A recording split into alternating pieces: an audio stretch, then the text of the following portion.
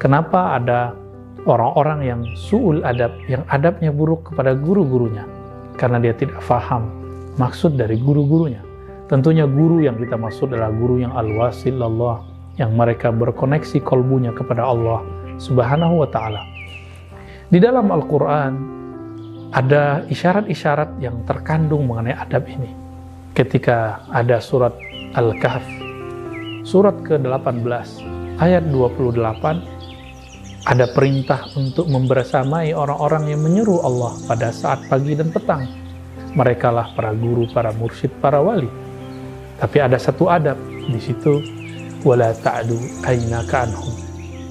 Jangan kamu, kalau kita terjemahkan dengan bahasa bebas, berprasangka kepada mereka. Kenapa? Karena engkau menginginkan zinatal hayatid dunya, keinginan dunia. Jadi kenapa suatu komunitas spiritual, komunitas tarekatkah, mazhabkah, pergerakankah rusak? Karena di situ sudah ada kepentingan duniawi. Duniawi itu ada yang sifatnya materi, fulus, uang.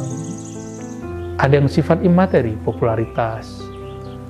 Sifatnya posisi, ingin menjadi pemimpin, pemimpin zawiyah, pemimpin tarekat, pengganti guru, terlalu terobsesi dan bernafsu menjadi pelanjut spiritual seorang guru.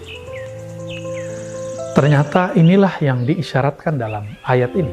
Maka di dalam Al-Quran, masih di ayat yang sama, Allah mengatakan, wala tuti', jangan kamu ikuti orang yang man aghfalna qalbah, yang kami buat kolbunya lalai. Kenapa Allah tidak terima kolbunya sehingga kolbunya jadi lalai? Karena dia punya nafsu, punya tujuan yang sudah melenceng dari tujuan yang sebenarnya, yaitu turidun, kamu menginginkan zinatal hayatid dunya, turidu zinatal hayatid dunya, engkau menginginkan perhiasan dunia. Perhiasan dunia itu salah satunya materi, dan yang lebih berkelas adalah posisi dan popularitas. Sahabat-sahabat yang dimuliakan Allah, dulu Imam Sya'rani berkalam, berpesan, hati-hati dalam dunia thariqah itu ada sesuatu yang diperebutkan orang. Apa itu? Posisi kemursyidan, posisi khalifah pengganti, posisi wakil talqin, posisi muqaddam, posisi pemimpin zawiyah, pemimpin ribat. Di sini nanti akan terjadi pergolakan-pergolakan. Benarlah apa kata Imam Sya'rani, kita menyaksikan di mana-mana ini yang terjadi. Itu bagian dari su'ul adab kepada guru. Su'ul adab kepada guru bukan hanya berprasangka kepadanya, tapi kita melanggar hak yang diberikan kepada kita. Seorang murid tidak boleh kemudian memerankan menjadi seorang guru kalau belum diangkat jadi guru. Di saat dia menjadi murid, dia pun harus memerankan jadi murid. Apa tugas murid? Murid mengamalkan petuah-petuah gurunya dan selalu berprasangka baik kepada gurunya. Dalam adab ahli hadis, ahli Quran, begitu juga adab ahli zikir, ada kesepakatan ittifaq. Apa itu?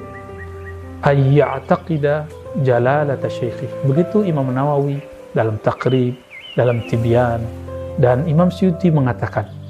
Begitu juga Imam Ibnu Salah, meyakini keagungan gurunya.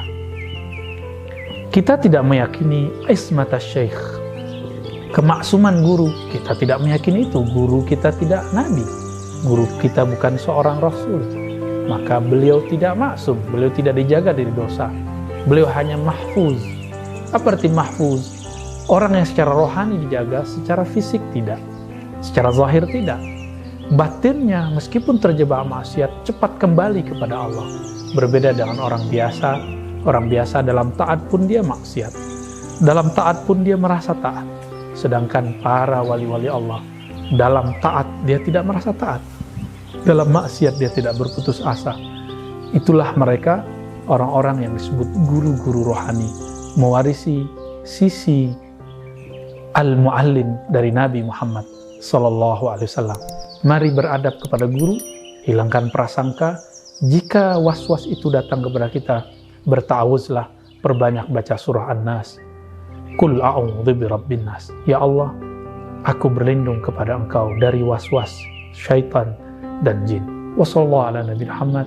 Assalamualaikum warahmatullahi wabarakatuh.